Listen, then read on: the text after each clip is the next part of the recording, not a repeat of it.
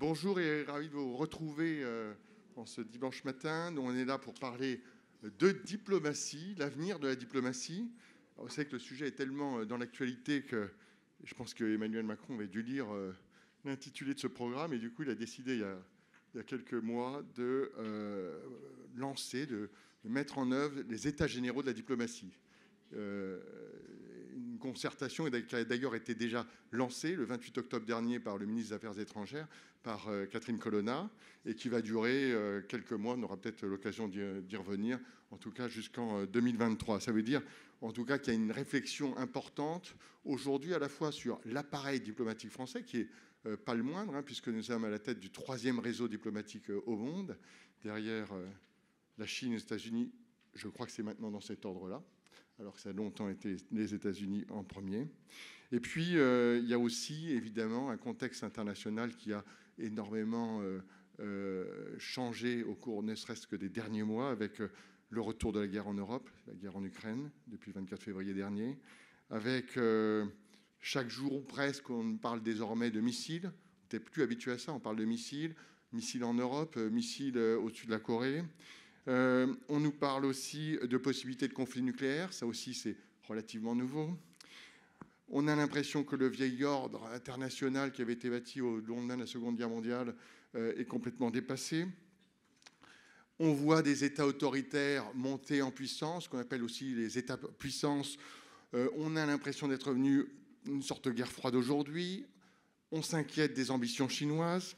Alors dans ce contexte, quelle place pour l'Europe, quelle place pour la France, quelle place pour notre diplomatie? C'est toutes ces questions qu'on va essayer en moins d'une heure de traiter. Ça veut dire que ça va être quand même un peu difficile d'y répondre à toutes. Mais néanmoins, il y a donc cette réflexion sur des états généraux de la démocratie. Il y a aussi une réflexion, et plus qu'une réflexion, une réforme aujourd'hui sur du Quai d'Orsay, sur nos diplomates. Il y a eu la suppression de 2 corps de diplomates. Le Quai d'Orsay est en ébullition. On a vu une grève, c'était la première depuis plus de 20 ans. C'est vous dire à quel point le sujet est donc d'actualité. Pour en parler, je vous présente nos 3 intervenants. À ma droite, Jeannette Bougrab, vous êtes docteur en droit, ancienne ministre. Bonjour Jeannette. Bonjour. David Martinon, ambassadeur de France en Afghanistan. C'est vous qui avez organisé l'évacuation des 2805 personnes, en tout cas c'était entre le 15 août et le 27 août. 15 août, c'est donc la prise de Kaboul par les talibans, dans des conditions souvent périlleuses. Vous l'avez d'ailleurs excellemment bien raconté dans les 15 jours qui ont fait basculer Kaboul. Aux éditions de l'Observatoire. Dont on salue la présence de Muriel Beyer ici. Auparavant, vous avez été conseiller diplomatique de Nicolas Sarkozy, vous avez été porte-parole de la présidence de la République, vous avez été en poste aux États-Unis, Los Angeles et New York, vous avez été aussi ambassadeur du numérique avant de devenir en 2018 ambassadeur de France en Afghanistan. Merci d'être ici. Et puis Frédéric Ancel, géopolitologue, organisateur, vous aussi, de rencontres. Je voudrais les citer parce qu'elles sont absolument passionnantes. C'est les rencontres internationales géopolitiques de Trouville qui ont lieu en fin septembre chaque année. Et vous êtes chroniqueur à l'Express, tiens. Et puis je signale que vous êtes maître de conférence à Sciences Po. Vous aussi, vous avez écrit. Alors quand on regarde les listes des ouvrages, il y en a un paquet. Et je vais citer le dernier.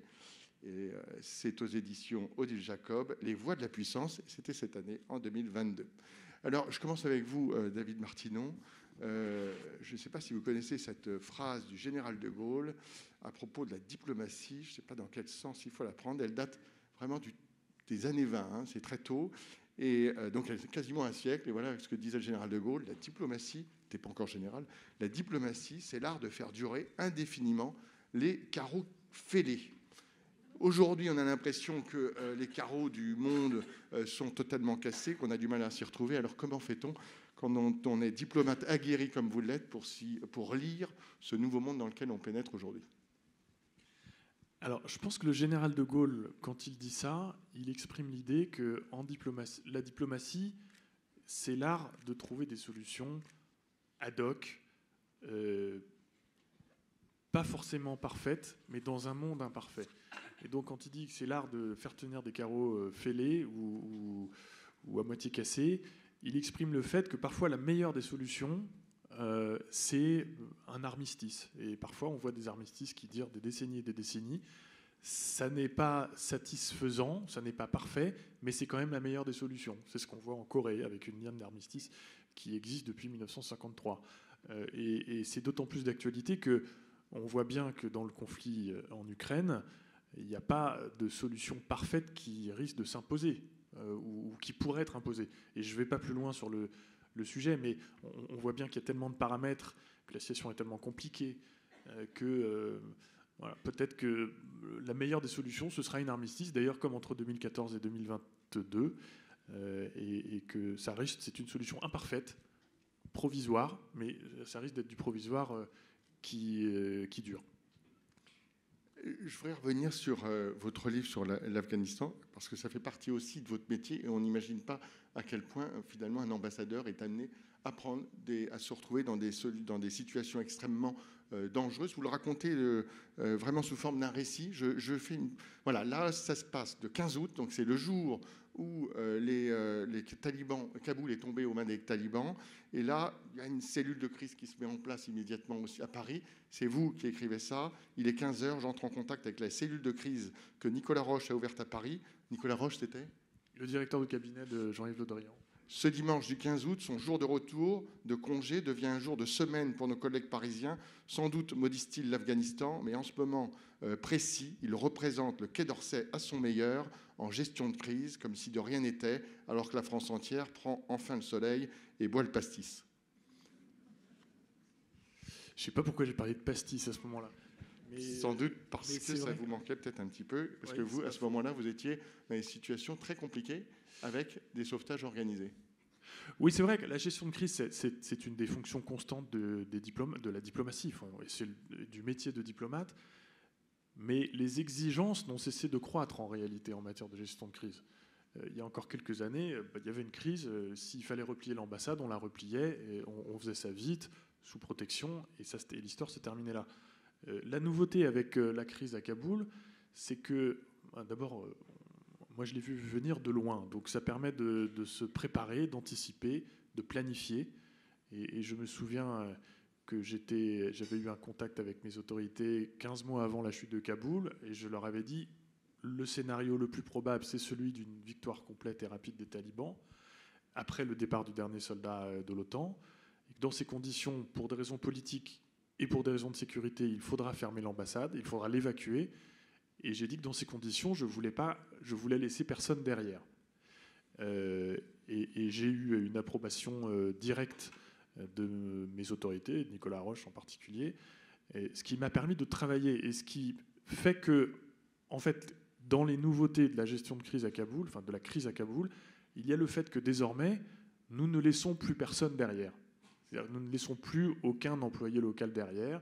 Nous, le 15 août, je raconte ça aussi, nous sommes aussi employés pour évacuer les Gourkhas. Donc nos Gourkhas. Donc les Gourkhas sont des forces spéciales népalaises et indiennes qui étaient employées par les sociétés de sécurité dans des ambassades et qui étaient évidemment, de par leur religion, beaucoup plus à risque que nous encore face aux talibans. Et donc on s'est débrouillé pour faire partir nos 21 Gourkhas dans trois voitures.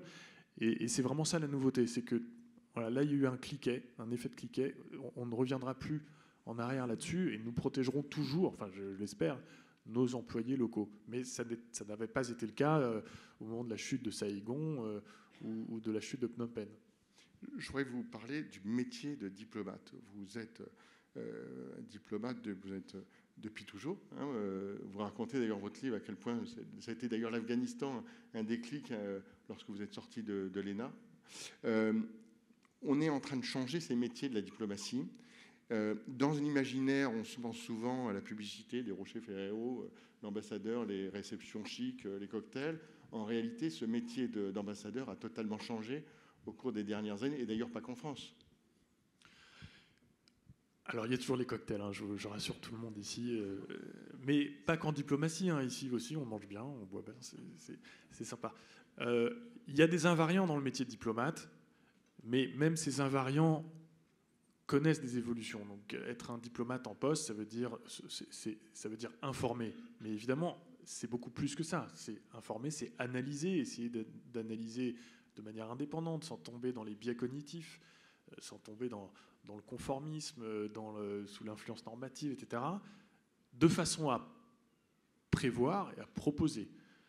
Deuxièmement, c'est négocier. Bien sûr, c'est le boulot des diplomates. Sauf qu'aujourd'hui, avec la numérisation du monde, etc., les négociations, elles se font de plus en plus de capital à capital, directement, ou alors par des délégations ad hoc, des délégations de spécialistes en matière de commerce international, etc. Ce qui n'empêche pas l'ambassadeur de continuer à négocier. Mais au-delà de la négociation, c'est désormais de plus en plus l'influence ou la promotion.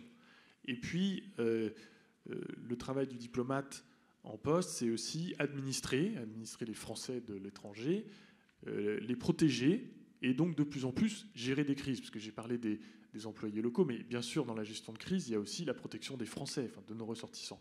Et tout ça évolue parce que le métier évolue aussi parce que le contexte général change.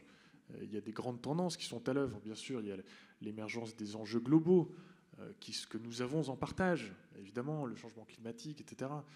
La bataille des narratifs, la bataille des perceptions, qui change évidemment complètement la donne, la numérisation du monde dont je viens de parler. Voilà, un certain nombre de grandes tendances qui font que notre métier change, et je serais ravi de revenir sur, à mon avis, ce qu'il faut que nous fassions pour nous adapter.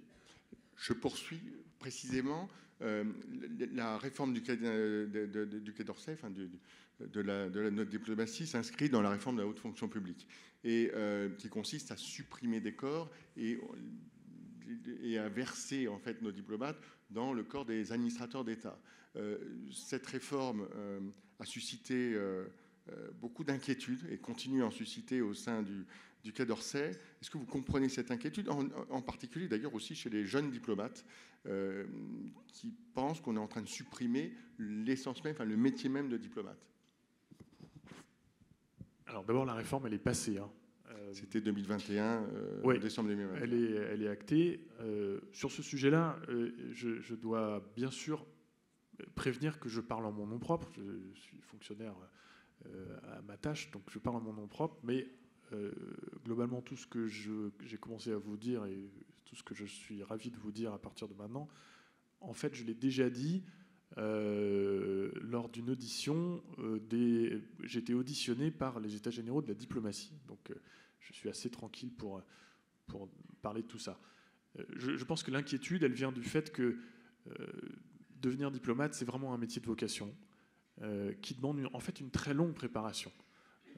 Pas vraiment pour moi, enfin aussi, mais moi je suis devenu diplomate à la sortie de l'ENA, mais beaucoup de jeunes diplomates se préparent à cette carrière en apprenant des langues rares, en acquérant une expertise sur une zone, etc. Et donc je pense que c'est surtout ça qui a provoqué l'inquiétude, c'est que c'était le rêve de beaucoup de gens, vraiment l'engagement, la vocation, on peut dire, et il y a eu une inquiétude sur le fait qu'il ne serait pas donné droit à cette vocation et que des choix faits il y a des années puissent être remis en question. Pour le reste, moi, vous savez, dans ma carrière, j'ai fait à peu près tous les ministères régaliens, donc je comprends parfaitement la notion d'interministérialité et je pense qu'on gagne toujours à sortir de sa zone de confort et aller voir ailleurs et aller chercher des compétences dont nous avons en réalité toujours besoin. Même sans sortir. Vous savez, l'année dernière, par exemple, j'ai fait le choix d'être auditeur à l'Institut des hautes études du ministère de l'Intérieur parce que je considérais et je considère toujours que ce qu'on y apprend, les compétences du ministère de l'Intérieur, sont également au cœur des compétences du ministère des Affaires étrangères. La lutte contre le terrorisme, la lutte contre les grandes menaces transnationales, le trafic de stupéfiants, l'immigration régulière et irrégulière, le numérique, le cyber, la menace cyber, tout ça, ce sont des compétences que nous ne devons surtout pas méconnaître ou mépriser. Au contraire, si on veut être un bon diplomate, je pense qu'il faut aller chercher des compétences ailleurs. Donc je n'ai pas de... Moi, je ne me sens pas remis en cause par cette réforme. Et je pense que de toute façon, en effet, je pense que être diplomate, c'est un métier. Et donc, nous n'avons pas à craindre la concurrence. Il faut l'embrasser même, je pense. Avant de partir en Afghanistan, vous avez été ambassadeur du numérique. Or, on l'a vu lorsque Donald Trump était à la Maison-Blanche, Et on continue à le voir aujourd'hui, il y a une diplomatie qui s'exerce à travers les réseaux sociaux. Vous-même, vous avez un compte Twitter actif et vous avez largement aussi utilisé le compte pour faire passer des messages. Qu'est-ce que ça change, les réseaux sociaux dans la diplomatie? Est-ce que ça ne va pas à l'encontre de l'idée de confidentialité et même parfois de patience qu'il faudrait dans la diplomatie, puisque là, on est dans un temps très court et d'accélération? Je pense notamment à ces images qu'on a pu voir il y a quelques jours, un peu volées, de Xi Jinping et de Trudeau lors du sommet, qui ont été diffusées un peu, on ne sait pas trop si elles ont été volées ou pas, et elles circulent après sur les réseaux sociaux. Qu'est-ce que ça change? Alors, au fond, il faut que nous, les diplomates, et en particulier les diplomates en poste, donc dans des pays étrangers, nous acceptions que notre rôle de tout temps, le rôle d'un ambassadeur de tout temps, c'était certes négocier porte fermée, mais c'était aussi être un élément d'influence. En réalité, nous sommes, ça fait bizarre de le dire, parce que moi je pense à Nabila, mais nous sommes des influenceurs. Il faut l'accepter, nous sommes des influenceurs, mais nous ne sommes en effet pas que ça. Et en effet, puisque je l'ai dit, notre travail c'est aussi de négocier, parfois porte fermée, mais de plus en plus nous négocions en réalité porte ouverte. Et donc toute l'influence que nous développons nous sert dans la négociation. Je l'ai vu à Kaboul,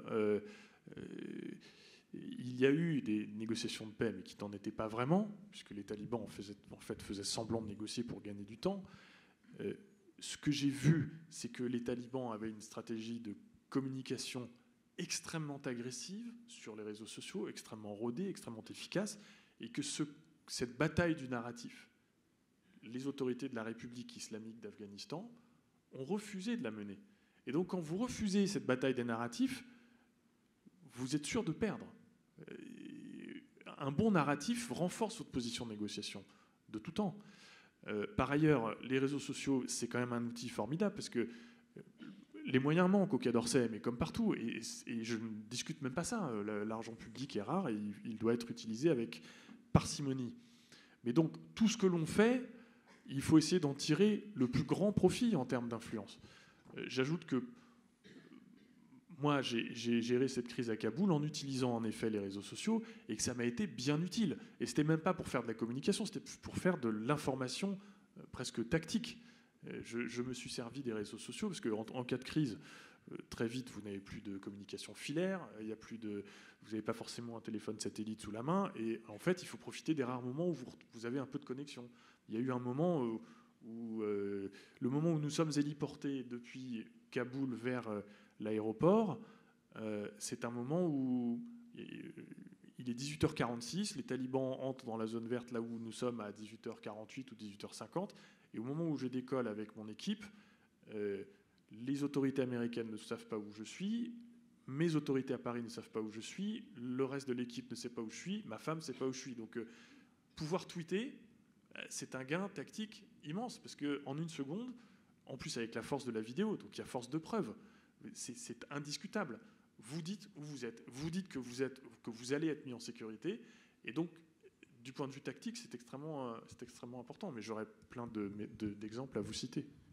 Juste une dernière petite question, qui n'est pas petite. Est-ce que 20 ans après revoir les talibans revenir à Kaboul, est-ce qu'on peut parler d'un échec diplomatique américain?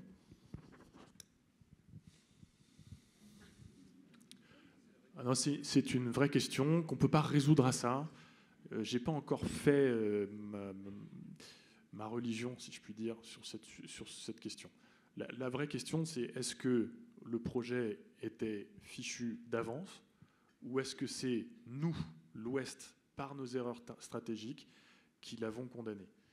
Plus ça va, plus je pense qu'au fond, il était foutu d'avance, parce que si vous regardez l'histoire des guérillas, etc., vous vous rendez compte qu'une présence étrangère, à la seconde où vous devez avoir une présence étrangère, une présence armée, et en Afghanistan, nous étions obligés, parce que si vous voulez établir une démocratie, un état de droit, quelque chose comme une économie qui a des chances de se développer, vous avez besoin d'une force armée, vous avez besoin d'une force de police. Si elle n'existe pas, il vous faut les forger, il vous faut les aider. Et donc vous devez avoir une présence militaire. Et en réalité, et ce qu'on a vu ailleurs, au Sahel, c'est qu'à la seconde où vous avez des hommes au sol, vous provoquez la sécrétion d'anticorps dans la société. Et que donc toutes les actions, même les plus légitimes, les actions contre-terroristes, etc., provoquent une réaction et en général génèrent l'émergence d'une ou de plusieurs rébellions. Et au fond, de plus en plus, on voit bien, et on le voit en Ukraine, une armée, même excellente, a beaucoup de mal à tenir un terrain étranger, désormais. Il y a une espèce d'équilibre du fort au faible, et qui, même les plus faibles, avec peu de munitions, sont capables d'inventer des IED, des engins explosifs artisanaux. Ils sont capables de faire mal et de provoquer, de créer un narratif, de créer des dynamiques qui ont pour effet qu'à long terme, c'est très difficile de prévaloir. Merci, vous me permettez, ça me facilite la transition puisqu'on va parler justement d'Ukraine. Frédéric Ancel, il y a quelques mois, on a pu entendre Henry Kissinger qui aura 100 ans en mai prochain, s'exprimer sur la guerre en Ukraine. Et il expliquait, lui qui connaît quand même bien la diplomatie et qui on passe pour le maître de la réelle politique, il expliquait qu'il fallait à tout prix éviter une défaite humiliante de la Russie, et en estimant d'ailleurs que les concessions territoriales faites à la Russie reviendraient à permettre les conditions d'une paix durable sur le continent. Alors c'est des propos qui étaient tenus 3 mois ou 4 mois après le début du conflit et qui avaient évidemment beaucoup ému. On sait que notre président Emmanuel Macron a parlé il y a quelques semaines ou quelques mois aussi, il a repris la même expression d'éviter une humiliation de la Russie. Est-ce qu'aujourd'hui, pour réélargir le propos, c'est quoi une diplomatie de guerre? Est-ce qu'on est rentré aujourd'hui dans une diplomatie de guerre et en quoi ça change? Au moins deux questions en une. En quoi ça change? Je vais tenter de vous répondre dans quelques instants. Moi, j'ai toujours été favorable à la lutte contre la pensée magique. Lorsqu'on est diplomate, et je parle évidemment sous le contrôle de monsieur l'ambassadeur, lorsque on fait de la géopolitique, lorsqu'on travaille sur les relations internationales, on ne peut pas ne pas considérer ce que pense, ce que ressent l'autre avec un A majuscule, l'autre acteur, ou les autres acteurs, y compris, voire surtout les adversaires. À la limite, les copains, mais lorsque on est en lutte d'une manière ou d'une autre, pas forcément militaire, face à d'autres acteurs, ne pas tenir compte, ne pas prendre en considération leur représentation, c'est de toute façon échouer, ça n'a pas de sens. Il ne s'agit pas de souscrire nécessairement à ce qu'ils prétendent vouloir faire ou à ce qu'ils légitiment comme impérialisme, bon, en l'occurrence par exemple celui de Poutine aujourd'hui. Il ne s'agit pas d'y souscrire, il s'agit de comprendre la manière dont il raisonne. Le problème, voyez-vous, avec le réalisme, moi ce que j'appelle l'ultra-réalisme, ce que vous avez bien rappelé comme étant la realpolitik, c'est que le problème c'est que au fond, ce réalisme-là, il se vêt des atours très valorisants de la prise en compte des réalités, mais qu'il correspond en général à une forme de cynisme. Moi, le cynisme en géopolitique, je ne considère pas qu'il permette de comprendre ou de résoudre quoi que ce soit. Le cynisme consistant à dire, au fond, une guerre vient, une agression militaire en l'occurrence, vient est en train d'être menée. Allons plus loin. Un génocide vient de s'enclencher. Alors, qu'est-ce que ça peut bien me coûter? Qu'est-ce que ça peut bien me rapporter? Quels sont mes amis? Quels sont mes adversaires dans cette histoire-là? Et on passe par pertes et profits la dimension, non pas sirupeuse, non pas angélique, mais simplement humaine, éthique, morale. Moi, je pense que dans les relations internationales, et même si, pour citer Hegel, les États n'ont que des intérêts, je pense qu'il faut toujours considérer une variable, au moins une variable dans les prises de décision qui soit de nature morale et éthique. Et considérer qu'il faut essentiellement, exclusivement tenir compte des réalités, c'est d'abord passer ça, encore une fois, par pertes et profits, et je ne l'accepte pas humainement. Et pire que cela, en réalité, c'est ne pas tenir compte d'un fait, d'une réalité, me semble-t-il, fondamentale, sempiternelle, qui est la suivante. Les réalités, ça change. Comprenez? C'est-à-dire que le réalisme consistant à dire pendant des décennies, non mais de toute façon le monde arabe est fait pour la dictature, hein, le jour du printemps arabe, alors là, le mois, l'année du printemps arabe, bah, on se retrouve ridicule. Alors après, ça ne fonctionne pas au bout de 10 ans, 15 ans, oui d'accord, au bout de combien d'années, combien de décennies la République française, après la Révolution de 1789, a réussi à enfin se pérenniser. Je ne dis pas qu'elle est éternelle, malheureusement, rien n'est éternel ici-bas, mais au moins à se pérenniser après combien de soubresauts politiques et idéologiques. Bien. Donc, le réalisme, celui de Kissinger, là en l'occurrence, et je vous réponds très précisément, il est très justifié s'il s'agit de considérer que de toute façon la Russie existera a priori toujours, enfin après ce conflit, que ce sera toujours un très vaste pays, de moins en moins peuplé, mais enfin en tout cas très vaste, toujours extrêmement riche en gaz naturel, en pétrole, mais aussi en or, en cobalt, et je vous passe les dizaines d'autres terres et minerais tout à fait précieux qu'ils ont dans leur sol, et qu'il faudra bien discuter avec eux. Mais là-dessus, je pense qu'il n'y a pas de problème. En revanche, beaucoup plus problématique est la phrase de Kissinger, qui malheureusement a été reprise. Je ne dis pas que le président a repris Kissinger, il a ses propres... il n'a pas besoin de Kissinger pour penser les relations internationales. Je parle de l'actuel président de la République française. Mais le problème, en l'occurrence, c'est à un moment M d'une agression caractérisée. Enfin, c'est pas être russophobe que de considérer qu'il y a, à partir du 24 février en droit international, une agression de nature militaire et pas seulement politique aussi, nature militaire. Je vous passe la propagande et surtout les manifestes crimes de guerre sur le terrain, mais en droit international, de la part de la Russie sur l'Ukraine. Donc en pleine agression, dire mais attention, il ne faut surtout pas que l'agresseur soit humilié, ce n'est pas sans poser quelques problèmes, me semble-t-il. Et moi qui ai plutôt ces dernières années soutenu dans pas mal à maintes reprises et sur plusieurs théâtres d'opérations diplomatiques ou militaires l'action du président de la République, je ne suis encarté à rien du tout, autant j'ai trouvé chronologiquement stupide. Là, et je l'ai dit publiquement, je l'ai dit dans cette vénérable publication dont je vous recommande la lecture hebdomadaire, l'Express. T'as vu, je le fais bien. Hein, j'ai dit que c'était pas le moment. Ce n'est pas le moment de dire qu'il ne faut pas humilier. Alors, par ailleurs, et je termine là-dessus, cette auto-représentation d'une humiliation russe qui aurait été vécue depuis 1991 et la chute de l'URSS, mais pardon. Il n'y a pas eu d'action militaire de l'OTAN, des États-Unis contre l'URSS jamais. Qui a fait chuter l'URSS sinon les populations soumises à la férule soviétique? Enfin, écoutez, l'humiliation, oui. Enfin, l'humiliation, c'est une représentation. Tout le monde peut s'affirmer humilié à un moment M. Voilà. Et je vous fais grâce. Je vous fais grâce des pires régimes du milieu du XXe siècle qui se considéraient aussi humiliés. Donc ça, c'est quelque chose dont je me méfie beaucoup. Pour résumer, le réalisme, oui.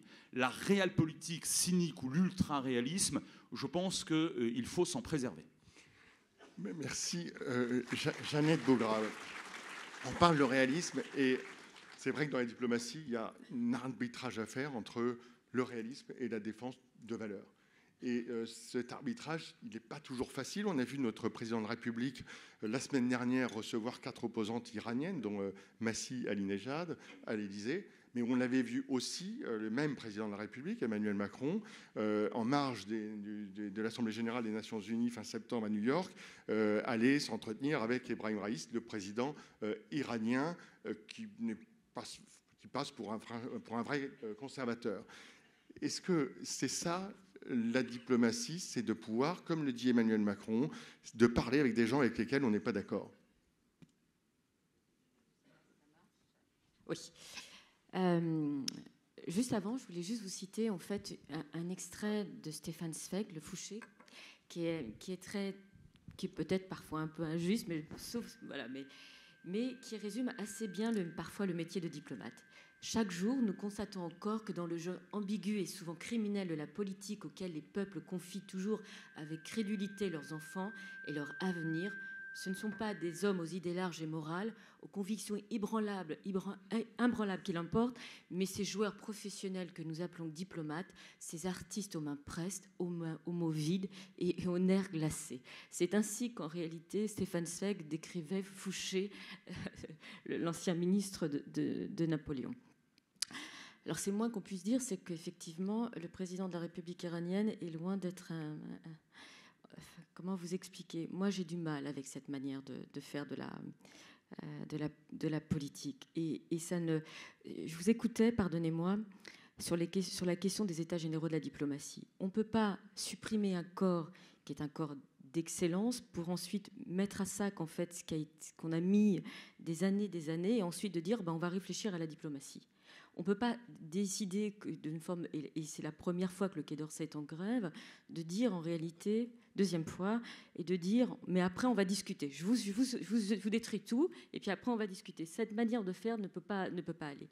Et sur la question de la diplomatie, moi je suis quand même assez surprise, c'est-à-dire que, vous voyez, on en discutait, puisqu'on est arrivés ensemble en avion sur la question de l'Arabie Saoudite. C'est-à-dire que là, c'est très bien, on parlait... Et puis sur Kissinger, pardonnez-moi, mais Noam Chomsky, un homme d'ultra-gauche américaine, a la même position que Kissinger.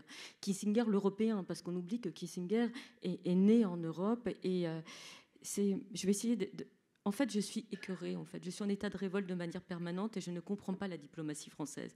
Ça ne veut pas dire que je ne comprends pas les diplomates. Ce que je ne comprends pas, c'est la manière, ce qu'essaye de faire Emmanuel Macron. Et je vais vous dire quelque chose, c'est que j'ai aimé le papier de Frachon, votre confrère dans Le Monde, quand il disait que la question des droits de l'homme n'était pas un tiroir humanitaire dans la question de la diplomatie. Ce que fait Emmanuel Macron lors de son premier mandat, la première chose, c'est de supprimer le secrétariat d'État aux droits de l'homme. On peut dire tout ce que l'on veut, à partir du moment où la France incarne quelque chose, et notamment les droits de l'homme, et que votre symbole, c'est de supprimer, même si effectivement c'était peut-être qu'un gadget, mais en même temps, symboliquement, ça a une importance. Et quand il va voir à l'Assemblée générale des Nations Unies, il prend une photo avec le président iranien, alors même que la révolte est dans les rues de Téhéran, qu'une jeune fille est assassinée parce qu'elle a quelques mèches qui dépassent de son foulard, et qu'on sait ce qui se passe, et qu'on se dit qu'après tout, on doit discuter avec tout le monde, c'est un geste politique. Et ça ne se rattrape pas, je suis désolée de le dire, en recevant quelques mois plus tard parce que la révolte continue, des jeunes filles sont assassinées, des enfants sont tués, et cela sans que l'Occident d'ailleurs se mette en retrait, parce qu'il ne faut surtout pas rien dire à propos de l'Iran, parce qu'en réalité il y a l'accord du nucléaire. Et donc moi ça me donne la nausée, voilà. Et quand je vois cet idéal universaliste que portent les femmes iraniennes, que portent les jeunes hommes iraniens, quand je vois ces gens qui défient en fait la tyrannie des mollahs et qui vont au prix de leur vie pour la liberté, et que nous on dit oui, mais alors on va vous recevoir à l'Élysée et puis on fera une photo et puis comme ça va nous donner le sentiment de faire quelque chose. Mais enfin. Et on se dit, mais surtout pas parce qu'il y a le nucléaire, mais si la démocratie, si les droits de l'homme progressaient, je suis convaincue que c'est la meilleure garantie pour la paix, en fait. Et quand on renonce à ces idéaux, quand on renonce aux principes sur lesquels on se fonde, moi je suis convaincue de l'universalisme des droits de l'homme. Contrairement à la Chine ou à la Russie, je ne pense pas que c'est une conception occidentale. La preuve en est, c'est qu'en Iran, qui n'a rien d'occidental, l'Iran perse, vous voyez bien que des gens meurent pour cette liberté-là. Donc, vous voyez, et quand le président... Moi, je vous dis, vous allez comprendre... Vous voyez, j'ai eu quelques problèmes quand j'ai été secrétaire d'État, donc je comprends bien le jeu qu'on doit mener. Mais par exemple, je disais à Eric, c'est que là, ça fait quasiment aucune ligne dans la presse. On vient d'accorder l'immunité juridique à Ben Salman. Le prince héritier en Arabie Saoudite. Mais tout le monde le sait à Saint-Raphaël, parce que chaque année, je viens remettre une couche sur... les Nations Unies ont dit qu'il a ordonné l'exécution d'un journaliste dans un consulat à Istanbul. Il a fait un de vos confrères. Moi, j'aimerais pas être journaliste parce que vu la situation. Khashoggi en 2018, en novembre 2018. Aujourd'hui, Biden, qui avait fait toute sa campagne électorale en disant je ferai de cet État un État paria devant le conflit ukrainien, dit alors celui qui fait exécuter effectivement des journalistes, celui qui met en prison des femmes qui parce qu'on font des tweets. Aujourd'hui, des femmes ont été condamnées à 40 ans de prison parce qu'elles ont fait un tweet appelant à l'émancipation. Moi, qu'on dise que cet homme-là est un homme respectable, je vous laisse le choix de ces mots. Mais je me dis quand même, après avoir été mis 2 ans au banc, à peu près plus de 2 ans au banc de la société, celui qui le remet en scène, c'est le président Emmanuel Macron, quand il fait sa tournée. Je suis désolée, on n'est pas obligé, sans parler d'humiliation, on n'est pas obligé de relégitimer quelqu'un qui contribue qui bafoue l'état de droit, qui viole les droits les plus fondamentaux au nom du prix du baril du pétrole et du gaz. Comment accepter ça? Comment après, ensuite, on décide de dire vous allez venir en France, on va vous recevoir à l'Élysée, on va vous faire un dîner. On vous fait un dîner en plus. Et en réalité... Un dîner de travail. Un dîner de travail, pardonnez-moi, je sais bien, un dîner de travail. Pour ça, pour tout vous dire, et qu'ensuite Biden aille lui embrasser la main et qu'on lui dit maintenant vous allez augmenter la production de pétrole. Qu'est-ce que dit Ben Salman? Non. Vous voyez en quoi ça sert de renoncer à la conviction, à ce qui fait votre trace record, votre ADN, ce qui fait qu'on aime la France, ce qui fait que des gens, en fait, sont prêts à mourir, à se sacrifier. Nous, on renonce en fonction de la situation géographique. C'est pour ça que la phrase de Zweig, extraite de Fouché, qui était d'un cynisme... Je sais pas, mais je sais, mais tu pourras pas me faire dire ou me faire croire. Et en ce moment, la Cour de cassation, parce que l'une des questions dans les mutations de la question de la diplomatie, c'est évidemment la judiciarisation. C'est qu'aujourd'hui, la Cour de cassation va avoir à statuer sur des crimes commis par les Émiratis au Yémen, parce qu'il y a des conflits qui ont plus ou moins la cote. Voilà, au Yémen, 400 000 morts, tout le monde s'en fout. Enfin voilà. En plus, comme nous, on arme les principaux belligérants, c'est pas grave.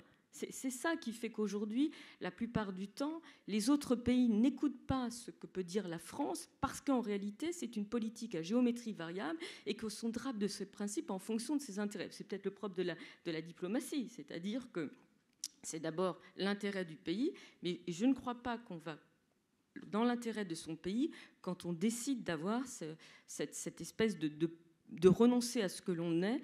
Et je terminerai juste là-dessus, parce que je ne peux pas avoir une pensée, oublier l'Arménie, et de se dire, comme la présidente de la Commission européenne, la main sur le cœur, en disant nos amis de l'Azerbaïdjan, qui en ce moment en train de contribuer à la disparition d'un État arménien, après...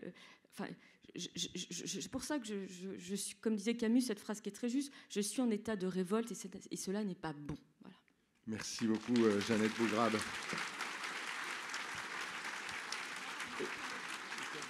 David Martinon, on peut l'entendre, cet écœurement face effectivement à une diplomatie qui est pas toujours très lisible. Alors. Oui, mais d'abord, sur le réalisme, moi je me suis jamais considéré comme un réaliste. En 2006-2007, j'avais préparé le programme de politique étrangère du candidat Sarkozy, et je dois vous rappeler qu'à l'époque, déjà, nous avions mis les droits de l'homme tout en haut de notre to-do list. Et Jeannette, tu le sais. Mais après, c'est très intéressant, parce que bien sûr que c'est pas un kiff d'aller parler avec le président Raïssi. Tout le monde sait qui il est, tout le monde sait quelles sont ses valeurs, son agenda politique. Mais c'est notre travail. Et vous voyez, c'est intéressant parce que Frédéric a parlé de la Russie, de la menace russe. Tu as parlé de l'Iran. Tu as parlé de l'Arabie Saoudite. Et ben voilà. Voilà l'équation. C'est-à-dire que si on veut avoir un effet à court terme... Et on peut parler de l'Afrique aussi. Oui, avec grand plaisir. Mais si on veut avoir un effet à court terme sur la menace la plus imminente, c'est même plus une menace, c'est un péril, qui est la menace russe, enfin l'action russe, il faut qu'on puisse tenir dans la durée. Donc, si on veut tenir dans la durée, il faut qu'on s'assure d'avoir ce qu'il faut comme énergie fossile. Donc, bien sûr qu'il faut parler avec l'Arabie Saoudite. Ça ne veut pas dire qu'on aime le système saoudien. Ça veut dire qu'à court terme, on sait très bien qu'on n'a aucune chance de changer quoi que ce soit en Arabie Saoudite. Ça ne veut pas dire qu'on laisse tomber. Ça veut dire qu'entre les deux périls et les deux calendriers, alors il faut privilégier une action immédiate sur la Russie par rapport à l'Arabie Saoudite. Par ailleurs, tu as cité la situation en Iran. Et nous sommes vraiment de tout cœur, et moi particulièrement, enfin je veux dire comme tout le monde, mais quand je vois le courage des Iraniennes, ça me rappelle le courage des Afghanes. Sauf la différence, et c'est ça qui est prometteur, c'est qu'en Iran, les hommes descendent dans la rue pour défendre les droits de leur mère, leur sœur, leur fille. Ce qui n'est pas le cas en Afghanistan. Mais en effet, avec l'Iran, nous avons une multitude de problèmes. Et il y en a un que nous ne pourrons jamais éviter, je crains que nous ne puissions jamais l'éviter définitivement, c'est en effet la menace nucléaire. Et il y a une négociation qui est en cours, qui est très difficile. Il est de l'intérêt du monde entier que nous parvenions à un deal rapide dans la négociation nucléaire. Et si ça veut dire qu'il faut parler avec le président Raïssi, il faut le faire, parce que c'est absolument vital pour tout le monde. Ça ne veut pas dire qu'on oublie les Iraniennes, mais ça veut dire qu'il y a un problème de séquence. Il y a un problème de priorité. Il ne faut surtout pas oublier les Iraniennes. Et d'ailleurs, le geste du président de la République qui les reçoit à Paris montre cet attachement et ce soutien. Mais encore une fois, il y a un moment où il faut choisir. Par ailleurs, si on veut équilibrer la puissance iranienne, et c'est ce que nous essayons de faire, c'est ce que le président essaie de faire, eh ben ça veut dire qu'il faut privilégier l'autre puissance régionale, qui est l'Arabie saoudite. Ça ne veut pas dire qu'on aime le système saoudien. En effet, la peine de mort est appliquée en Arabie saoudite plus que nulle part ailleurs, à part probablement la Chine. Okay. Bon, bah, au fond, je ne suis pas surpris.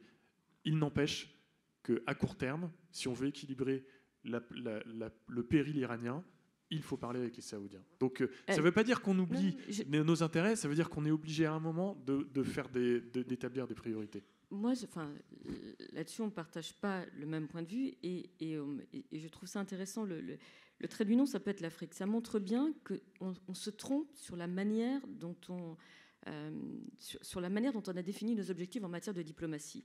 Ce continent qu'est l'Afrique, qu'on estimait être le précaré français, on le voit dans quel état il est. C'est-à-dire que l'échec de notre diplomatie là-bas, le coup d'État au Burkina Faso, et l'illustration, la première chose que font les opposants, c'est s'attaquer à l'Institut français, à des symboles, et on voit même des symboles de la France, et on voit même un drapeau russe apparaître au Burkina Faso.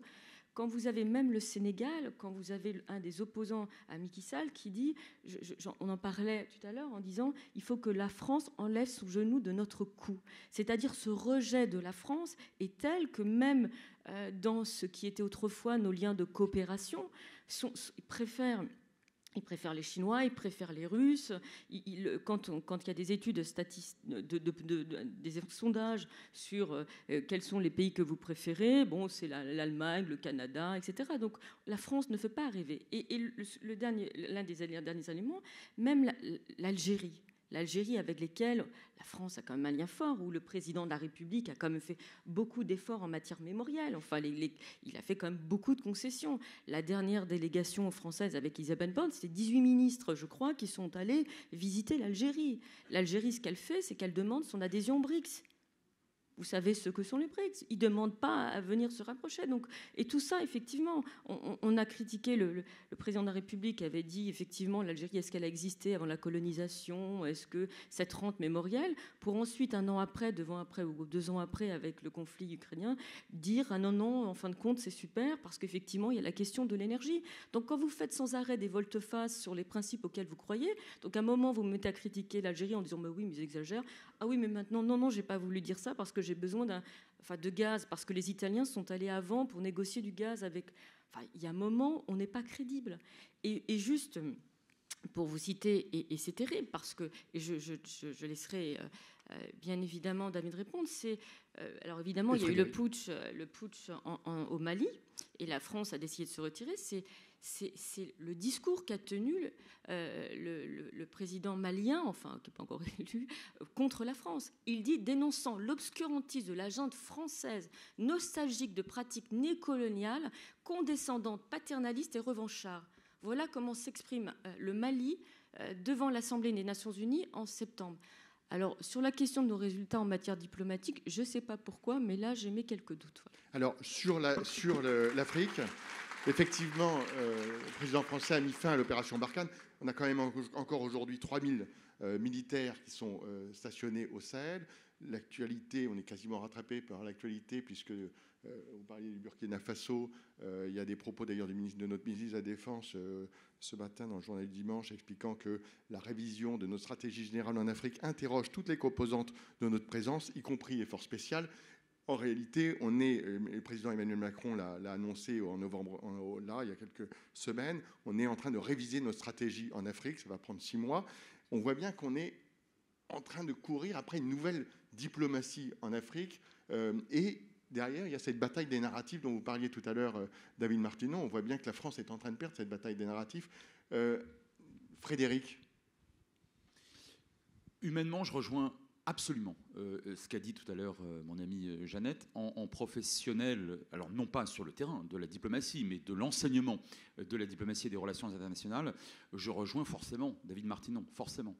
Nous sommes dans ce débat, en fait, il est philosophique. C'est-à-dire qu'on ne peut pas poser 2 plus 2 qui, globalement, font plus ou moins 4. Ce n'est pas possible. On a affaire à des arbitrages. Gouverner, c'est choisir. Et en général, c'est choisir entre 2 mauvaises solutions. Ça serait trop simple, sinon. Ce serait formidable. Formidable. Et par conséquent, il faut, me semble-t-il, toujours, notamment dans un état de droit et une puissance, une vraie grande moyenne grande, appelez ça que vous voulez, grande puissance qui se respecte, effectivement, à la fois, tu l'as très bien dit, respecter son ADN, les droits de l'homme, formidables, extraordinaires, et moi je suis bien évidemment tout à fait militant en faveur de cela. Et en même temps, je ne le dis pas exprès, c'est pas une formule que je profère ici pour vous faire sourire. En même temps, il faut tenir compte d'un certain nombre de réalités qui sont certes toujours tangibles, mais qui, à court, moyen terme, effectivement, dépassent certains problèmes. Tu l'as très bien rappelé, donc je le dis en un mot, le nucléaire iranien aujourd'hui, c'est oui ou non le respect du traité de non-prolifération qui constitue l'architecture de la paix nucléaire mondiale depuis 1968 et qui n'a jamais été transgressé sérieusement. Bon, là, on a une priorité absolue. Quelque part, me fait mal au cœur de le dire, mais on ne peut pas s'extraire de cette réalité-là. Ça, c'est une certitude. Ça, c'est le premier point. Alors, sur l'Afrique, je ne suis pas d'accord.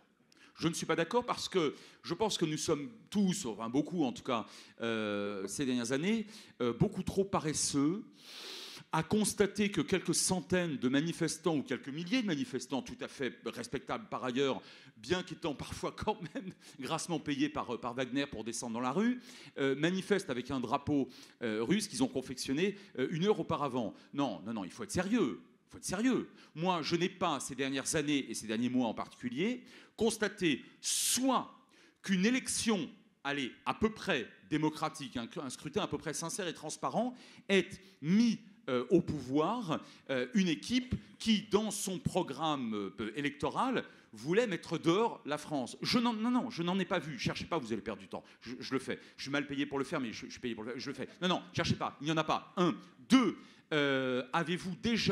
Êtes-vous déjà tombé sur une enquête sociologique sérieuse, respectant à peu près les canons des grands instituts de sondage, qui en Afrique subsaharienne, ne serait-ce que francophone, laissons tomber le reste pour l'instant de l'Afrique, a établi qu'une majorité substantielle de la population souhaitait effectivement mettre dehors la France? Non. Donc moi, je pense que là, on a affaire à une propagande, j'allais dire wagnérienne, russe, assez bien huilée, qui coûte d'ailleurs pas grand-chose au Kremlin, qui surfe sur, effectivement, et là je te rejoins, qui surfe sur une insatisfaction d'un certain nombre de populations africaines vis-à-vis de l'action de la France. Attention, et je conclus, attention, insatisfaction, mais vis-à-vis de qui et face à quelle politique? Une politique favorable à des gouvernements qui sont en place de manière non démocratique et que rejettent leur population, ce qui fait dire à la population, ah d'accord, alors vous en fait les Français, vous êtes des néo-impérialistes, néocolonialistes, parce qu'en fait vous soutenez des régimes qui nous oppriment. Ou alors, et on a les deux, c'est perdant-perdant en fait pour nous en termes de propagande, ou alors, est-ce qu'on a affaire à des régimes politiques qui disent, ah oui d'accord, donc vous faites semblant de vous intéresser à ce que vous appelez les droits de l'homme chez nous, mais en fait c'est une nouvelle façon d'être des impérialistes et des colonisateurs. Et c'est ce que dit aujourd'hui le capitaine qui est arrivé, ou le commandant, qui est arrivé au pouvoir au Mali par un énième putsch et qui ne représente que lui-même. Donc moi, je pense qu'il faut faire très attention avec cette Afrique subsaharienne ou ces Afriques subsahariennes, parce que les Afriques, c'est extrêmement compliqué, qui aujourd'hui ne se lèvent pas comme un seul homme pour chasser la France. Pourquoi? Parce qu'on aurait eu une diplomatie lamentable. Ça, j'y crois pas. Ça, c'est une perception qui, me semble-t-il, je ne parle pas bien sûr pour toi, mais c'est une perspective qui, ces dernières années, me semble extrêmement simpliste, voire tout à fait paresseuse. Et le dernier point, très rapidement, je pense qu'il faut toujours inverser le postulat. On a plus ou moins échoué, les Occidentaux, admettons, là aussi, je pense que ça prendrait. Et merci de ton humilité, parce que je crois que c'est quelque chose qui prend beaucoup de temps et ce sera peut-être aux historiens de le dire plus tard. En Afghanistan, peut-être. La France est en train d'échouer dans son rapport entre l'Algérie et le Maroc. Je pense d'ailleurs, toute petite parenthèse, qu'on fait une ânerie à croire, à imaginer que le régime algérien, qui n'a jamais changé de nature depuis 1962 et qui fonctionne sur un socle absolument victimiste, qui a besoin structurellement du French bashing, pardon d'utiliser un vieux terme de François médiéval, mais ça fait partie pour le coup de son ADN. Donc je crois qu'on aurait vraiment tort de renoncer à notre amitié, à notre alliance avec le Maroc, parenthèse fermée, pour quelque chose de toute façon qu'on n'obtiendra pas avec l'Algérie. Donc je poursuis et je termine. Je pense qu'il faut toujours inverser le postulat. Comment se serait passée l'évolution, comment se serait produite l'évolution de l'Afrique subsaharienne francophone si nous avions employé une autre diplomatie, et laquelle? C'est toujours extrêmement facile, a posteriori, de considérer, parce que les choses ne sont pas parfaites ou qu'elles ne se passent pas très bien, que décidément on a échoué et qu'on est nul et on est mauvais. D'accord. Un, qu'est-ce qu'il aurait fallu faire? Et deux, encore une fois, avec cette dichotomie terrible, hein, on soutient plutôt les populations et les droits de l'homme, ou on soutient les régimes politiques en Afrique, hein. Pensez à cette dichotomie, je suis sûr qu'elle est extrêmement difficile à trancher, comme un nœud gordien. Et enfin, est-ce qu'on aurait pu faire autre chose? Comment ce serait passé si on n'avait pas mené cette politique-là? Est-ce que ça n'aurait pas été pire?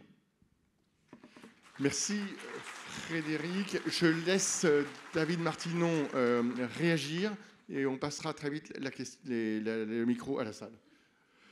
Ouais, pareil sur l'Afrique subsaharienne. D'abord, et je comprends la lecture, ta lecture, Jeannette, mais d'abord, nous n'avons pas à nous excuser de ce qui s'est passé ni au Mali ni au Burkina Faso. Les forces militaires françaises ont toujours agi avec le plus grand discernement, et c'est pas le cas de tous les corps expéditionnaires. Non, mais je parle du ressenti de des populations africaines qui critiquent la France, mais le fait est que les forces françaises ont toujours agi avec le plus grand discernement et qu'à ma connaissance, il n'y a aucun crime de guerre à leur reprocher, au contraire.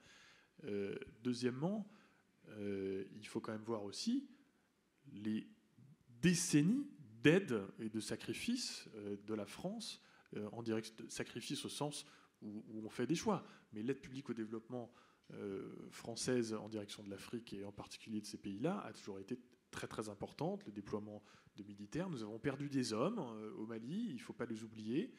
Et donc, en réalité, ce que l'on voit, c'est que je suis d'accord que les mouvements d'opinion, ça a été assez bien mesuré.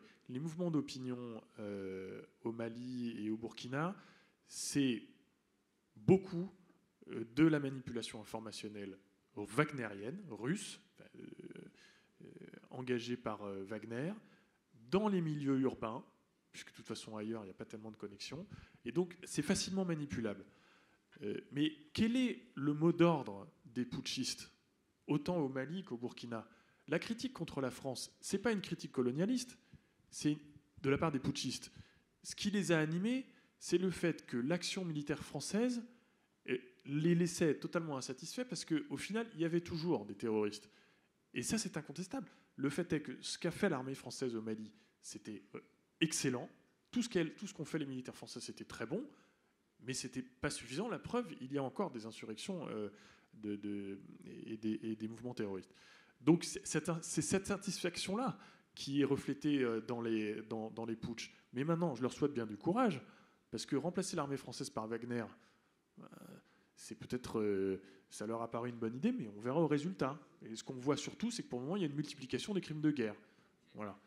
Donc voilà, ils sont souverains, ils ont fait leur choix. Je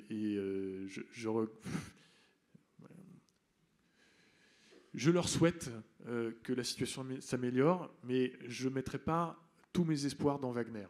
Voilà. Il ne faut pas me prêter des choses que je n'ai pas dites là-dessus, parce que le sujet de la diplomatie, c'est quel est l'objectif en Afrique. Quand les Britanniques ont décolonisé, ils sont partis. Voilà, ils ont dit, nous on est restés, effectivement, il y a de la coopération. Aujourd'hui, quel est l'objectif de la France dans certains territoires africains. La question est celle-ci. Moi, je ne pense pas que la France doit rester ou quoi que ce soit. Je ne crois pas. Je crois qu'il faut se fixer des objectifs. Et le ressenti, moi, je ne suis pas là ni pour faire des études, enfin, c'est pas mon métier, ni de faire des études d'opinion. Mais par exemple, il y a quelque chose qui a été extrêmement ressenti de manière violente en Afrique, c'est l'augmentation des droits d'université. C'est-à-dire que typiquement, en réalité, l'idée que quelque part, les droits, quand vous venez d'un pays pauvre, vos droits, vous les allez payer 10 fois plus cher que si vous êtes allemand, alors que vous êtes un pays riche et que vous avez plus de moyens et que vous savez que pour vous, c'est plus vital et le développement de votre pays que vous devez faire des études supérieures. Je pense que le message de la France n'est pas terrible. La preuve en est, c'est que quand Édouard Philippe est allé notamment en Tunisie, il a fait modifier les droits d'inscription pour les étudiants tunisiens. Et on sait la situation aujourd'hui en Tunisie. Moi, le sujet, c'est que je ne dis pas qu'il faut pas y être. Et la situation en Afrique est désastreuse. Des villages entiers sont massacrés. Donc, c'est pas ça. Quel est l'objectif? Voilà. À partir du moment où on ne se fixe pas d'objectif et à partir du moment où on ne sait pas lisible, et tu as raison, moi je suis d'accord, des fois on sait l'État, des fois on fait la promotion des droits de l'homme, mais quand on va directement le lendemain de la mort d'Idriss Déby en Tchad pour soutenir son fils, qui est la seule armée valable en Afrique, c'est l'armée tchadienne, mais dont l'arrivée au pouvoir est un peu douteuse. Les autres pays, et ils se servent, les putschistes, ils vont dire regardez la France, quand c'est un putsch d'un autre, ils l'acceptent. Donc ce que je dis, c'est que si on n'est pas en conformité avec ce que l'on défend, on est moins légitime et on n'obtient pas les résultats qu'on attend. Voilà. Et je pense que ça, c'est important. Et quand on envoie des jeunes soldats mourir en Afrique, parce que, il faut savoir pourquoi on se bat. Voilà. Moi, je crois que c'est ça. Et que c'est pas parce que c'est une ancienne qu'on a été il y a très longtemps, car vous voyez bien avec la cancel ou le wokisme à quel point la question de l'esclavage ou d'autres revient dans cette narration, comme tu l'expliques si brillamment. Mais moi, j'ai du mal. Et je maintiens ma position. Je suis désolée, si vous pensez que la paix viendra avec les mollahs iraniens parce qu'on aura le respect d'un accord nucléaire, vous vous trompez. Moi, je crois que c'est par les démocrates et ceux qui défendent les droits de l'homme. Et en permettant l'accession des démocrates en Iran, on s'assurera de la paix. Voilà. Mais je pense que la garantie de la paix, si vous pensez que c'est de pactiser avec le diable, moi, je ne la partage pas. Voilà. C'est le moment de vous passer le micro. On a quelques minutes. Je me rends des questions courtes et éventuellement, dites-nous à qui vous voulez les adresser. Alors, elle s'adresse aux 3 intervenants. Mais bon, ils ne sont pas obligés de tous répondre.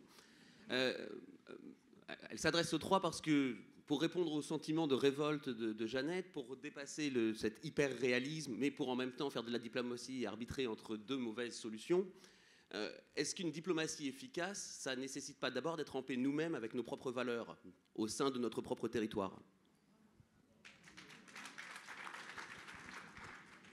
Frédéric Ancel se jette à l'eau. Et non pas au pastis. Moi, j'ai une hypothèse.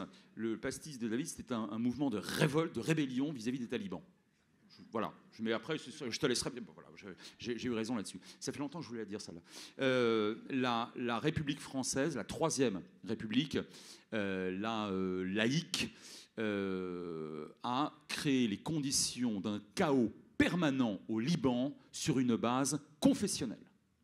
En réalité, je pense qu'il faut disjoindre, enfin, quand on étudie les relations internationales, la nature d'un régime politique, voire même la coloration politique d'un gouvernement à un moment M, et les perceptions, alors erronées ou pas, de ses intérêts en matière d'affaires étrangères.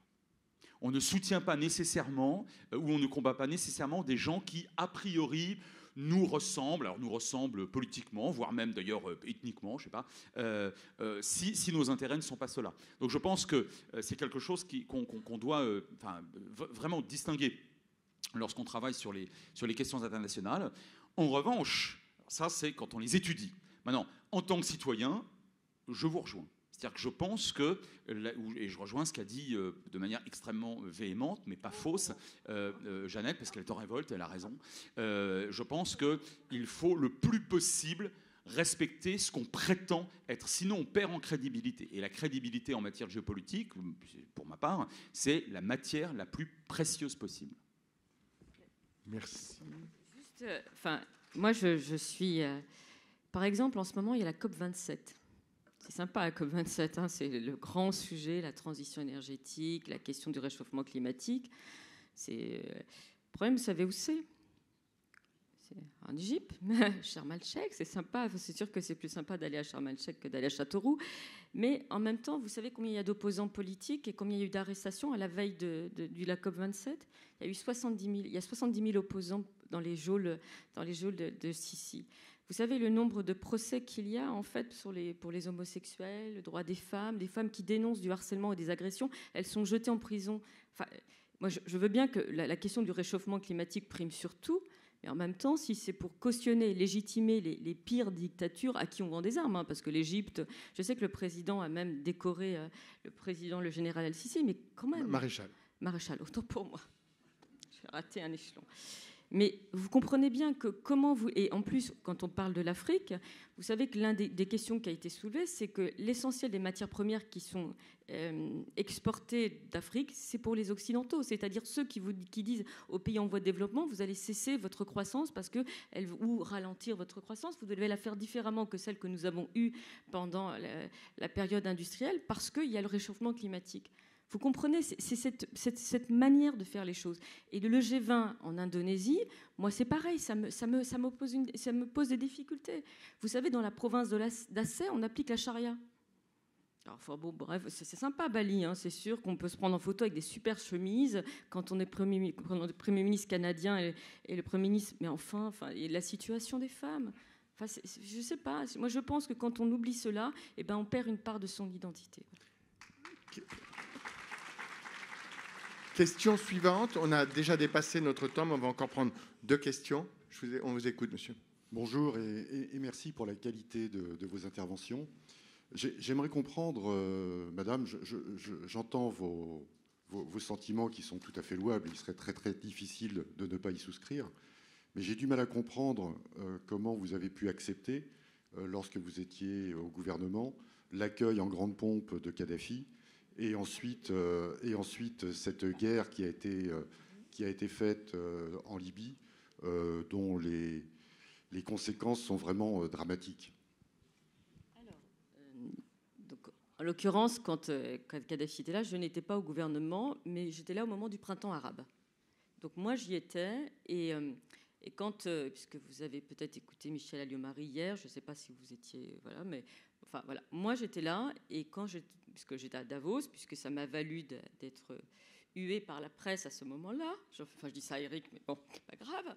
Quand on était à Davos, moi j'étais avant-dernière au rang protocolaire, donc je suis assez à l'aise, j'étais pas aussi importante que les autres, et c'était la question du printemps arabe et de la révolte, voilà, et Ben Ali était tombé, et une journaliste, parce qu'en fait on parle des cénacles où on négocie, l'un des lieux d'influence importante, c'est Davos. Et donc j'étais à Davos et une journaliste de France Inter me dit « Mais est-ce que vous pensez que Moubarak doit partir ?» Je dis « Bah oui, je dis, pourquoi les pays arabes n'auraient pas droit à la démocratie? Pourquoi les États arabes n'auraient pas le droit aux droits de l'homme universalistes comme on peut le croire? Parce que vous pensez qu'il faut des despotes éclairés à la leçon voltairienne ?» Et je le dis, je le maintiens. Et grand titre, Jeannette Bougrab, et ce que j'ai maintenu, demande le départ de Moubarak. Et je l'ai maintenu. Alors ensuite, ce qui s'est passé, c'est que le directeur de cabinet de Michel Alliot-Marie appelle mon attaché de presse en disant « Elle doit revenir sur ses propos ». Je dis « Je ne vais pas revenir sur mes propos ». Donc on a des coups de fil toute la journée. Et c'était, je pense que c'était Hervé Latsou, c'est peut-être son directeur de cabinet à Michel Alliot-Marie. Et ensuite, je dis rien, je ne bouge pas. Ensuite, mon directeur de cabinet à Paris m'appelle, il me dit « Il faut changer, il faut dire que je n'ai pas dit ça ». C'est enregistré, je ne vais pas revenir sur ce que je dis, c'est ce que je pense fondamentalement. Et là, mon directeur de cabinet a démissionné après, parce que j'ai refusé de revenir sur ce que j'ai dit, alors que j'étais avant-dernière au rang protocolaire, donc j'étais très à l'aise, j'étais pas ça.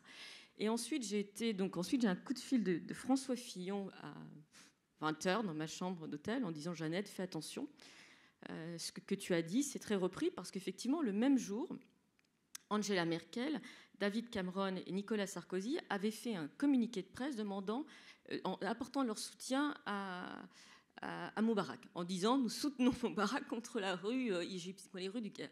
Et je maintiens ma... Et donc, et François Fillon a été très gentil, en réalité. On a dit qu'il m'a engueulé, c'est pas vrai. Et ensuite, à 22h, coup de fil de Claude Guéant, où là, je me fais pourrir. Et pas pourrir un peu, mais pourrir beaucoup. Et je crois qu'il m'a même raccroché au nez, en fait. Et c'est toi qui lui as dit de me faire ça? Non. Donc, bon, mince. Donc, et à minuit, mon officier de sécurité vient, il me dit, vous êtes convoqué à Matignon. Voilà. Donc, j'étais convoquée à 3h du matin, je dois quitter Davos pour prendre le premier avion. Et dans l'avion, je rédige ma lettre de démission. Parce qu'il n'était pas question que je revienne sur ce que j'avais dit, parce que j'y crois profondément. Je m'en banque, après tout. J'étais secrétaire d'État, c'était dramatique si j'étais virée, mais je n'allais pas renoncer à ce que je crois être juste. Et donc, je prépare ma lettre de démission, et c'était dégoûtant, parce que moi, je suis fonctionnaire, mais j'avais des collaborateurs qui étaient dans le privé, donc ils étaient au chômage. Et donc, ça veut dire ce que j'avais dit allait mettre sur le carreau des gens qui travaillaient pour moi et qui avaient confiance en moi. Et donc, c'était pas évident. Et donc, je suis convoquée. Alors, bon, bah, je dois être convoquée à 8h. Bon, bah, on me fait attendre 10h, midi. Et François Fillon arrive. Et il me fait la bise. J'avais Luc Châtel qui était là. Je me fais engueuler par Luc Châtel. Il me dit, mais comment t'as osé dire ça, etc. Et en plus, je devais être la seule issue de l'immigration maghrébine. Donc, en plus, ça faisait mal. J'ai dit non, je ne reviendrai pas. Et je donne ma démission à François Fillon qui la refuse. Il me dit, Jeannette, fais attention, etc. Et j'ai maintenu ma position. Et je ne suis jamais revenue dessus.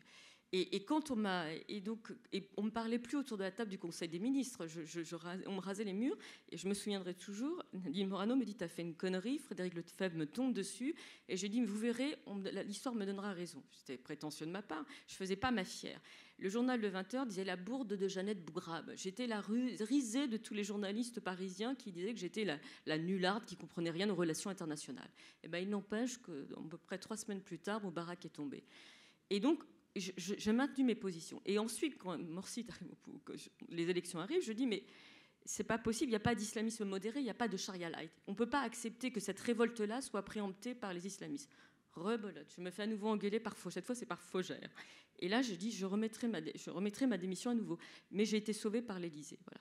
Mais pour vous dire que je n'ai jamais changé. Voilà. La seule chose, c'est comme je n'ai pas de plan de carrière. Bon, ben voilà, en même temps, j'en ai pas vraiment non plus. C'est ça qui est plutôt bien, c'est que je suis plutôt has-been. Et donc, ça me permet de pouvoir tenir mes positions. Mais tenir ces positions-là, ça veut dire accepter de s'en prendre plein la gueule et d'être généralement pas bien traité par la presse. Mais j'accepte volontiers cette situation-là parce que je crois en ce que je dis. Voilà. Merci beaucoup, Jeannette Bougrabe, pour ce moment de vérité. David Martinon voulait réagir. Et ensuite, on devra clore, parce que là, on est à 7 minutes de dépassement. Oui, monsieur, votre intervention est très intéressante parce qu'elle illustre parfaitement les contradictions auxquelles nous sommes opposés en permanence en diplomatie. Donc, vous avez critiqué le fait que le président Sarkozy ait accueilli Kadhafi à Paris. Là, pour le coup, moi, j'y étais. Cette invitation, elle est née dans la négociation qu'a eue Nicolas Sarkozy avec Kadhafi pour obtenir la libération des infirmières bulgares et du médecin palestinien. Et à ce moment-là, pour négocier, qu'est-ce qu'il a en main? Il n'a que ça, en réalité. Il n'est pas question de verser une rançon, il n'est pas question d'obtenir une faveur particulière à la Libye. Le seul instrument, le seul levier de négociation, c'est de dire à Kadhafi, relâchez-les et nous vous aidons à vous réintégrer dans la communauté internationale. Ce qui, en soi, à long terme, est un excellent objectif pour transformer un État menace en un État un peu plus acceptable, avec les 1000 caveats qu'il faut bien sûr, dont il faut assortir cette proposition. On est dans une région compliquée, et si on peut transformer un État agressif en un État plus calme, c'est une bonne nouvelle. Donc moi, j'ai toujours considéré que c'était une bonne décision. Ensuite, vous critiquez l'intervention anglo-française ou franco-britannique en Libye. Mais alors, il y a 2 poids 2 mesures. Parce que cette intervention, comment en est-elle? Elle naît du fait que nous avons des renseignements... J'y étais plus, là, pour le coup. Nous avons des renseignements selon lesquels une colonne de chars se dirige vers Benghazi pour mater la rébellion. Donc c'est bien une intervention à caractère humanitaire au début, c'est bien pour protéger des vies humaines. Ça se passe en quoi, 2008, 2009, 2010, je sais plus. 2009. C'est 2011, pardon. Mars 2011. Pardon. C'est quelques années après Srebrenica. Et pour ma génération, qui a grandi avec le spectacle, l'observation des guerres d'ex-Yougoslavie, Srebrenica, c'est une tâche pour la communauté internationale. Et donc, pour le leadership français et britannique, c'est quelque chose qu'il faut absolument éviter. Donc c'est aussi une intervention à caractère humanitaire. J'ajoute que c'est compliqué de critiquer la France pour son intervention en Libye, et j'admets qu'il y a eu beaucoup de conséquences néfastes qui se sont vues notamment au Sahel, et de critiquer également la France parce qu'elle n'est pas intervenue, non plus que les États-Unis, au moment de la guerre en Syrie. Enfin, c'est deux pas deux mesures. À un moment, il faut faire des choix. Ce sont des arbitrages entre des situations mauvaises et très mauvaises.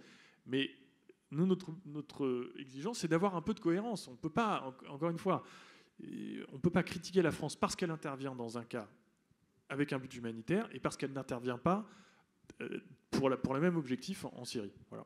Merci beaucoup, David Martinon. On arrive à la fin de cette session. Je vous rappelle l'ouvrage de David Martinon, Les 15 jours qui ont fait basculer Kaboul. C'est donc aux éditions de l'Observatoire. Je vais faire un peu la publicité de l'Express, mais je vous recommande l'entretien accordé par Massi Alinejad, donc une des 4 opposantes iraniennes qui était en France la semaine dernière, que nous avons eu la chance de rencontrer. Elle dit beaucoup de choses, en particulier aussi sur la démocratie, sur la diplomatie française. Et je voudrais remercier nos 3 intervenants. Merci Jeannette, merci David Martinon, merci Frédéric pour vos clartés de vue.